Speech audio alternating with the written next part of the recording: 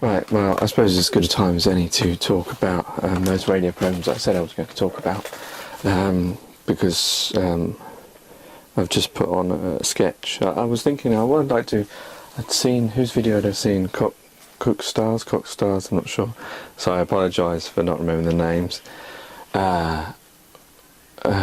She does lots of zany videos, Muppet-esque, some of them, and I thought I haven't done any comedy sort of things on there, and that's probably because I can never think of anything funny to do. But I used to, back when I was in Portsmouth with my sister, we used to make radio programmes. We had like companies each. I think mine was GMP, and hers was KBP or something like that. It was stand for our initials, production company or whatever. And we used to make lots of radio programmes, hundreds. 10 years, I think we started in '86 with a show called The Funny Radio Show, which was a music show where it'd have music, sketches and things like that.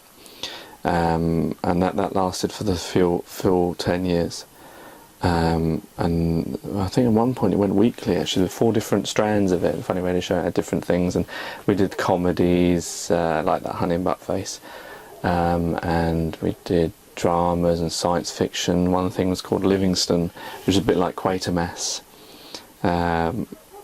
like British sci-fi type thing. And then I think later on my sister didn't, we used to do it because the reason it started, I think, because me and my sister played a lot of time at home playing with each other, and we used to do these radio programmes, and this was just something to do. I don't know where the first tape recorder ever came into it. It's probably for a birthday present or something. It was just normal hi-fi, not hi-fi. I don't actually remember what it was, to be honest. And there was a program called The Judges. We used to do a comedy programme. Well, it started off as a drama bit, probably Rumpole the Bailey-esque originally, probably inspired that, which was a judge programme, maybe ITV, Ronaldo, I think. I'm sort of waffling here, but not actually giving you any substance whatsoever. So yeah, she stopped doing these radio programs. She didn't enjoy them much. Oh, I was telling you why we started. And then my dad used to go running on Tuesdays and Thursdays, and we used to use that as a chance, or we got mum was watching TV in the other room, so we'd do a radio program. We had a table in the middle, the dinner table, and we'd sit either side of it. We'd put the tape recorder, the microphone in the middle, and we just record these programs, often live. A lot of the stuff was recorded live onto tape with very few breaks. And we used to fade in and out, usually to the breaks. Sometimes it was chop edit. Often I would come up with the idea of what was basically going to happen in the story. As it got progressed on, things like Livingstone and stuff like that, where I had concrete ideas, I would have like a page for different plot lines, and we would the actual lines per se, we ad-libbed and made them up as we went along. Me and my sister, but I would have a certain plot line. Sometimes I'd go through them when we'd have a pause. I'd say this is what's going to happen next, or if I knew what they were and they were in front of me, or I remembered in those days, I would guide it by the certain conversations, whatever. This was more complicated when it came to comedy, when I had a sort of idea of what the punchline was and getting to it, and quite common to where we go round a bit. Now, I've got some of these tapes here, so I will play little clips so you can see what they're like.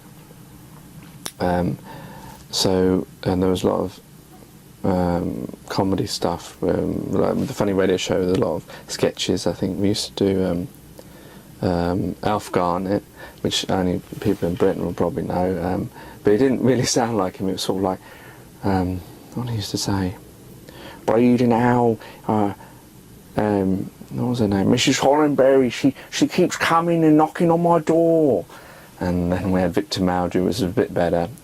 Don't believe it, Margaret, I went at the door and then I found his gnomes there. Who else was there? Dorothy Blair, which was Tony Blair, because back then he seemed to promise everything. Yes, I'd just like to say that you should definitely vote me. I think did we do John Major? I don't remember doing John Major. Lots of different sort of things, mostly British things, and we had our own characters as well, like Honey and Buttface, my name is Budface, and I had a sister as well. I can't remember what her name was. Yes, dear. I used to say yes, dear, a lot, didn't I? You still do, dear. And a lot of this stuff, especially with the Funny Radio Show, which I think for the first few years me and my sister did. And she would often come and do special guest appearances where we do characters from our radio shows. But a lot of it I would do the voices, so I would do the chop and changing, this voice, that voice. Even with the dramas, when I did a lot of the solo stuff, like The Life of John Doyle, and Livingstone, what else was there? Above Top Secret, which I'll play you that sometime. I would do the voices one to the other, so they often sound quite similar. So at the time, I knew which particular voice that was meant to be in which particular character. Now I listen to it, I probably wouldn't know. I'd probably think I wouldn't know the gaps, but then I did know who was who speaking. And what else did? We used to do so many. I think we must have done about 20 a month, because there were different things like music programs. Other things were there. Oh, The Funny Show. That was an early one as well, which we revived, where that would be one-off dramas or comedies. A lot of the things were piloted on that, and then they would get serious. I think Honey and Buttface started on that, I'm not sure. They might have had, I think they had a Christmas special one-off, and then we carried on with it. And a lot of these voices that me and my sister and characters would come up with would be just, like what we were playing. We might not be doing a radio program, we were just playing, like, I think once we were playing with Honey and Buttface, we were playing balls in the living room, and she didn't want to go get the ball. No, I didn't want to go get the ball. No, she didn't want to go get the ball, and she went, oh dear, something like that, or I didn't want to go get the balls and bring them back, and I went, oh honey, and I let her on her shoulder, oh honey, please go get the ball, like that, and then she, oh dear, and then it's sort of like, we used to have Bert in Bertarina as well, and what other ones?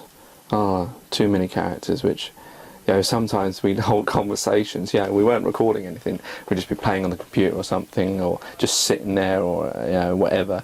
And we'd hold conversation in these characters. We sort of wouldn't very rarely have conversations in our normal voices. We'd be having conversations with characters, and sometimes a lot of that would end up in the stories if we thought something good, or in the sketches on the Funny Radio Show or something. We had lots of music shows. I think we had the Funny Radio Show, FMLS, Gary's Radio Show, all sorts of things. And we had Book at Any Time, where we'd read out parts of books. I think I read out all of H.G. Wells' War of the Worlds and George Orwell's 1984, John Wyndham's Day of the Triffids, all sorts of different things. If I had a list of all these things, there were so many programs we did. It'd be quite interesting listening to them now. But it was very enjoyable. We enjoyed ourselves doing it a lot, especially the comedy things, because we had a laugh. Even if it wasn't that funny, but we had a laugh doing it, pass the time. And it probably helped with creativity and ways of thinking and stuff like that. And I will play you some clips if I can find some. And maybe I'll do some new sketches if you like them. I was trying to think, I was going to say something now, I don't even remember what it was. I wasn't going to say I had all because the tapes were in Portsmouth, most of them. I hope they still work. That was it basically. That's what I did during my youth with my sister. Hours of recording and mucking about, and a lot of the times I have to play those were some making ofs. When we were recording certain things, we would record ourselves recording, so you could hear how the process took place. So it got quite developed as it went on, and then that led into writing the poems, and probably my interest in the media in general. There was a few poem things in there, and probably parts I borrowed, like Above Top Secret, probably bits of that you'll find similar to Dead City and stuff like that, and The Life of John Doyle is probably a bit similar to Charrington's whenever you get to see that.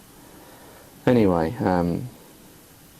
that's it for now. I thought I'd give you that update of those because that sketch has just been put on. Anyway, there you go. Okay, thank you very much.